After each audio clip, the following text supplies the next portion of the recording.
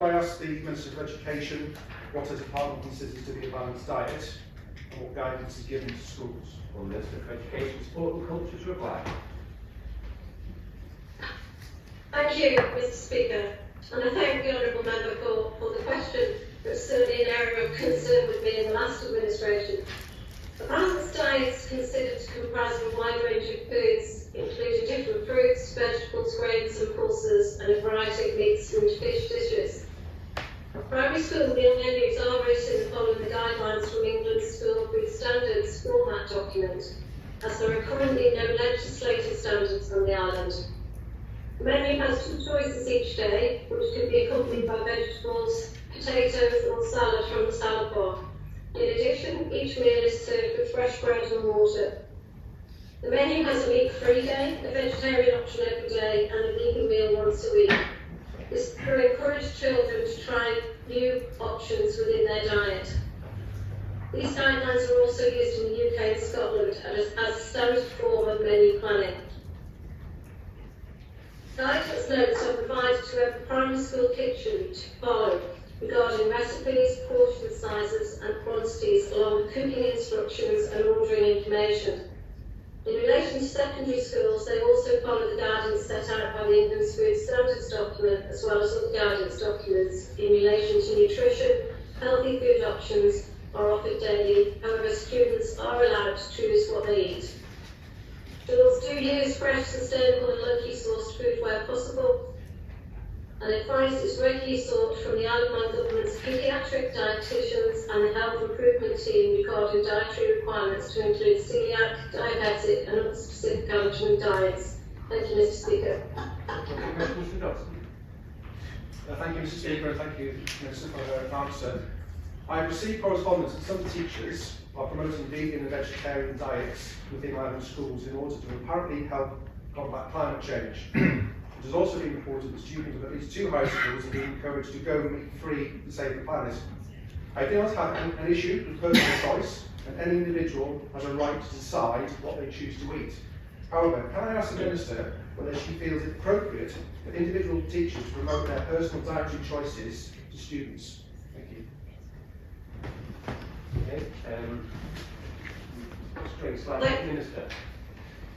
Yeah, it's straight a little bit away, but I'm happy to answer. At present, there is no department statutory or advisory curriculum for aspects of healthy eating and diet.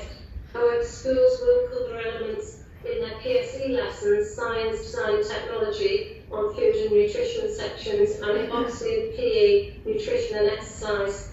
Schools do design their own curriculum programs to meet the requirements of the Curriculum Order 2011.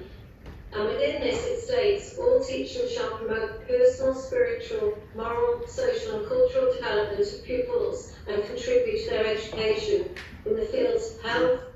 Examples of resources schools may use include the Food Standards Agency, the NHS Change for Life Toolkit, and the PSHE Association's Resource Pack, Health Education, Food Choices, Physical Activity and Balanced Lifestyles. Thank you, Mr. Speaker. Thank you, Mr. Speaker. Could more detail be provided on the use and promotion of local produce, and can this be increased?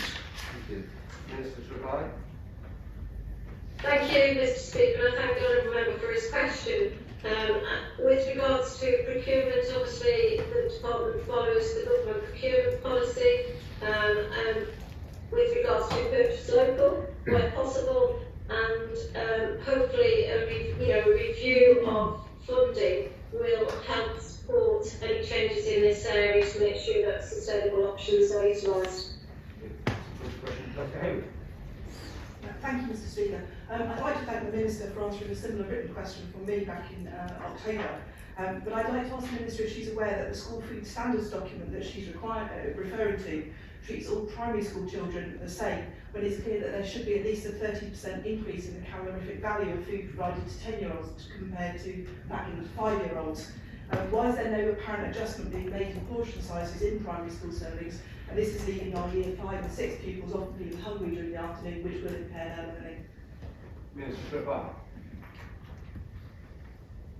Thank you, Mr. Speaker, and I thank the Honourable Member for her question. information with regards to this in specific areas, I'd be pleased to take that up. It was a concern myself in the previous administration, and I've been assured that what if the child feels like they need to ask for further food or a large portion, that they are free to do so, and obviously the salad bar is freely available as well. But it would be helpful if the member put forward any information she has on to me. Supplementary question, Mr. Glover. Thank you, Mr. Speaker. Thank the Minister for the statement as well. In that statement, she mentioned locally sourced. Could she define what she means by locally sourced, please? Thank you. Minister to reply. Thank you, Mr. Speaker. With regards to locally sourced, all of our food produce comes from local providers. Some of our schools do use the local butchers and produce within their local areas, but everything is purchased on island. As we all know, all of our food sources are not produced on the island, so there will be elements of food coming in from England, but they are purchased through the local providers. Supplementary question, Mr. Johnson. Thank you, Mr. Speaker. At the recent COP26 meeting in Glasgow, there was much discussion about the importance of sustainability and environmental and climate impact of different foodstuffs. There was a recognition of the importance of reducing food miles, eating more seasonally, and promoting more traditional grass-based farming systems like we have on the Isle of Man, reducing carbon footprint 40% below the global average. Could I please ask the Minister to ensure that our students are given the opportunity to hear about this, as well as other views, so that they can make informed choices over their diets? Thank you. Minister to reply. Thank you, Mr. Speaker, and thank the member for that question. And certainly, I will take that information back and ask for it to be discussed at the next meetings with the primary and secondary head teachers.